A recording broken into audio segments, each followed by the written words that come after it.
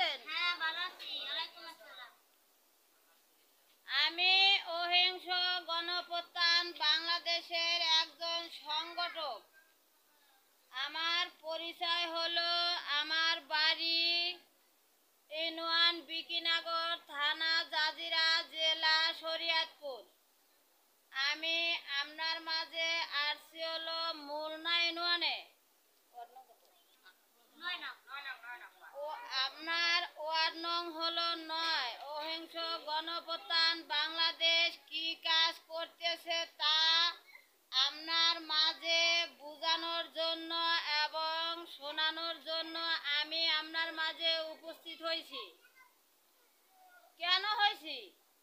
সারা বাংলাদেশের জনগণ কিন্তু এখন টাকার অভাবে এনজিও টাকা বাড়িতে আনতে আনতে ঘর ছাড়া বাড়ি ছাড়া বহু জনগণ, শতকরা ৭৫% জনগণের বাসায় এনজিও টাকা আছে না? দুই একটা ফ্যামিলি বাকি আছে এনজিও টাকা নাই না পারে। আর আমরা সবাই কিন্তু এনজিও টাকা আনি কি আনি না? আমরা যদি এনজিও টাকা না পারি তাহলে কি আমাদের ভালো হয় না? আমরা বলেছি আমাদের সংস্থার নাম হলো অবৈধ অর্থ উদ্ধার ও গণমুখী বিনিয়োগ জাতীয় সংস্থা। এই সংস্থার টাকা যখন নিবেন তখন আগে কোনো জমা লাগবে না, পরে কোনো সুদ লাগবে না। যখন আবেদনকারীর নাম লিখবেন তখন কোনো টাকা করে দিবেন না, কাউকে 10টা টাকা আবেদনকারীরা দিবেন না। কেন দিবেন না? আমি বলেছি অবৈধ টাকা, দুর্নীতির টাকা উদ্ধার করে সারা বাংলাদেশের মাঝে বিতরণ করা হবে আইনের ধারা গঠিত।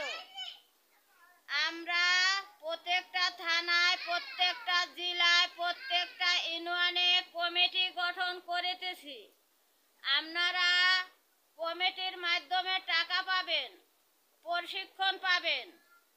এখন আমরা কমিটি গঠন করতেছি। কমিটি সহ আবেদনকারী সহ আমাদের ডিসেম্বর মাসের 10 তারিখে প্রেস ক্লাবে উপস্থিত থেকে আমাদের টাকা আমরা কি ফেরত নেব? বলেন। আমরা কি সবাই আমাদের টাকা আমরা নেওয়ার জন্য রাজি আছি?